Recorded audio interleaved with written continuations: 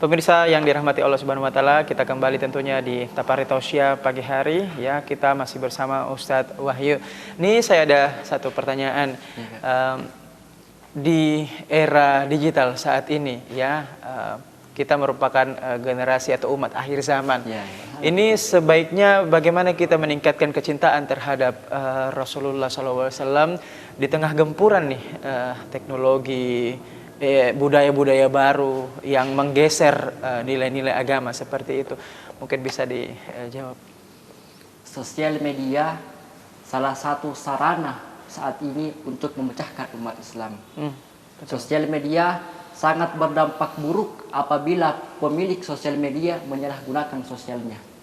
Jadi bisa kita lihat Kak, secara fakta dan realita banyaknya timbul akun-akun baru.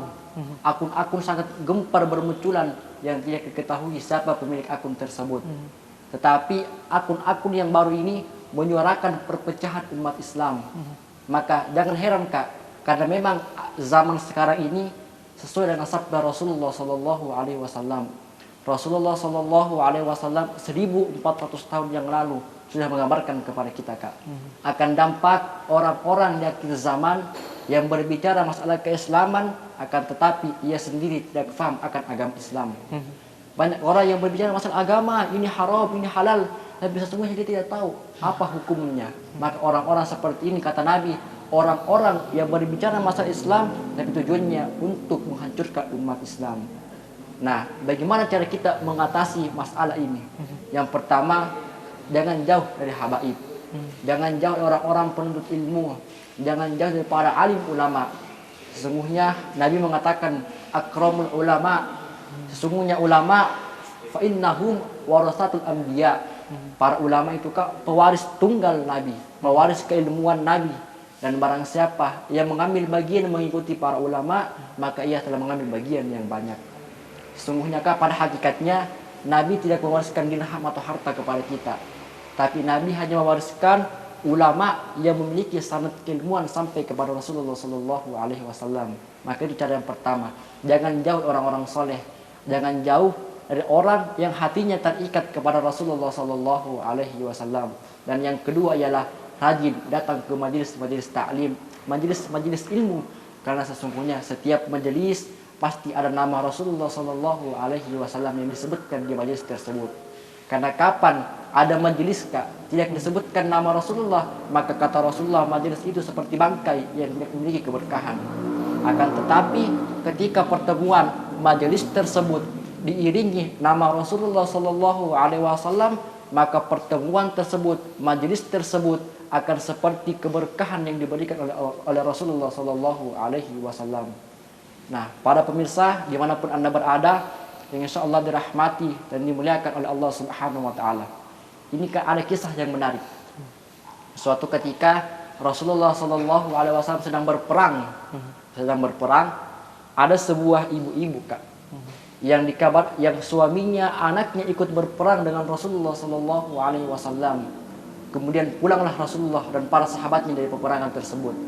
Para sahabat mengatakan kepada ibu tersebut, wahai ibu, suamimu telah meninggal di medan perang. Tapi apa jawaban ibu tersebut? Bagaimana dengan Rasulullah SAW? Dikabarkan lagi, wahai ibu, anakmu telah meninggal di medan perang pada saat berperang bersama Rasulullah SAW. Tetapi ibu hanya menjawab, bagaimana dengan Rasulullah? Maka sahabat mengatakan, Rasulullah baik-baik saja. Maka ibu mengatakan, selama Rasulullah baik-baik saja, maka tidak ada musibah yang menimpa diriku.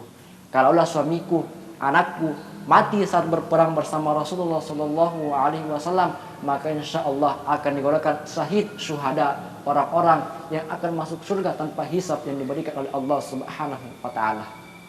Di perang yang lain, di riwayat yang lain dikatakan ada seorang ibu-ibu perempuan yang bernama Ummu Umarah. Nah, julukannya Ummu Umarah Hasral Aswad, yaitu singa merah. Dikatakan singa karena nyalinya berperang bersama Rasulullah. Dikatakan merah karena darahnya yang bertumpah-tumpah ketika berperang bersama Rasulullah SAW. Suatu ketika ia berperang bersama Rasulullah SAW.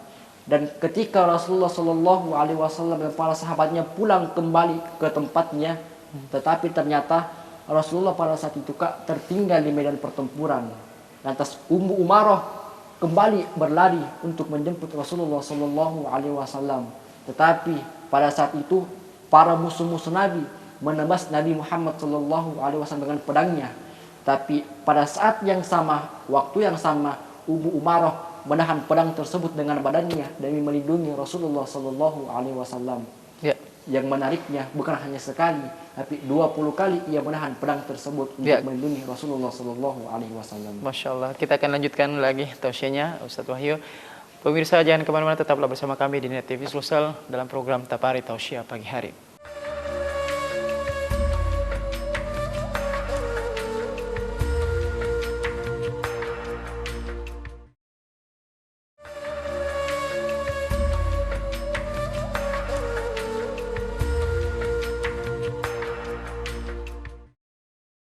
Kita tiba di segmen terakhir ya. Kita langsung saja ke adik kita Ustadz Wahyu. Silahkan Tabe dilanjutkan tadi kisahnya sedikit, kemudian diberikan kesimpulan dan hikmah-hikmah yang bisa dipetik di dalamnya. Silakan. Para pemirsa dimanapun Anda berada, yang insya Allah dirahmati dan dimuliakan oleh Allah Subhanahu Wa Taala. Dari kisah tersebut, para ulama, para ahli tafsir, para ahli sejarah mengatakan Ummu Umarah melindungi Rasulullah Shallallahu Alaihi Wasallam dengan 20 kali tebasan pedangnya. Dan bukan hanya pedang, suatu ketika anaknya Ummu Umarah diambil oleh nabi palsu pada saat itu yang bernama Muzailamah Al-Kadzab. Kemudian Muzailamah Al-Kadzab, nabi palsu pada saat itu mengetahui anak ini anaknya Ummu Umarah, perempuan yang sangat tangguh di medan perang. Lantas anak tersebut dimutilasi oleh nabi palsu tersebut. Kemudian hasilnya dikirimkan kepada Ummu Umarah. Akan tetapi Ummu Umarah sedih, tapi ia tidak sedih sesedih-sedih mungkin karena ia yakin anaknya digolongkan syuhada berperang kepada Rasulullah Sallallahu Alaihi Wasallam. Kemudian timbul peperangan selanjutnya. Ummu Umarah akhirnya membunuh Muzailamah Al-Kadzab yang membunuh anaknya. Dengan saat yang sama lengan Ummu Umarah terpotong sebelah. Nah saat itulah ia pensiun menjadi perang bersama Rasulullah Sallallahu Alaihi Wasallam. Dan pada saat itu Rasulullah mengatakan, insya Allah engkau akan bersamaku di surga kelak. Maka dari hikmah yang bisa kita ambil, kalau kita cinta kepada Rasulullah, sayang kepada Rasulullah, berlandaskan iman dan takwa kepada Allah Subhanahu Wa Taala, maka tidak menutup kemungkinan suatu saat nanti kita akan bersama Rasulullah Sallallahu Alaihi Wasallam di hari kemudian. Amin. Yang lebih menarik Kak, kalau kita merujuk kepada sejarah, Nabi Adam alaihissalatu wassalam pada saat diciptakan oleh Allah Subhanahu Wa Taala, Iblis pula di saat yang sama disuruh bersujud kepada Nabi Adam alaihissalam. Mungkin ini sangat masyhur di kalangan para dai, yang tetapi di kisah tersebut Iblis enggan untuk bersujud kepada Nabi Adam alaihissalam, dan Iblis mengatakan, aku lebih mulia daripada Nabi Adam. Maka seketika Allah Subhanahu Wa Taala mengeluarkan Iblis dari surga, bukan karena Nabi Adamnya, tetapi karena di dalam tulang sulbi Nabi Adam ada nur baginda Nabi besar Muhammad Sallallahu Alaihi Wasallam. Nabi Ibrahim alaihissalatu wassalam diselamatkan dari api oleh Allah Subhanahu Wa Taala karena dalam tulang sulbi Nabi Ibrahim ada nur baginda Nabi besar Muhammad Sallallahu Alaihi Wasallam. Nabi Yunus alaihissalatu wassalam diselamatkan oleh Allah Subhanahu Wa Taala pada saat dalam perut ikan karena dalam tulang sulbi Nabi Yunus ada nur baginda Nabi besar Muhammad Sallallahu Alaihi Wasallam. Nabi Nuh alaihissalam diselamatkan oleh Allah Subhanahu Wa Taala karena dalam tulang sulbi Nabi Nuh ada nur baginda Nabi besar Muhammad Sallallahu Alaihi Wasallam. Sebagai kesimpulannya, kalau dalam hati kita, dalam diri kita ada nur baginda Nabi besar Muhammad Sallallahu Alaihi Wasallam, insya Allah kita akan selamat dan diselamatkan oleh Allah Subhanahu Wa Taala. Masya Allah, ini luar biasa sekali. Banyak sekali hikmah yang bisa dipetik di dalamnya dengan menumbuhkan kecintaan kita terhadap Rasulullah Sallallahu Alaihi Wasallam. Terima kasih untuk hari ini tausiahnya di Ustadz Wahyu. Ya, itulah tadi tausiah yang dibawakan oleh Ustadz Wahyu. Demikian seluruh kerabat kerja Net TV Sulsel pamit undur diri. Assalamualaikum warahmatullahi wabarakatuh.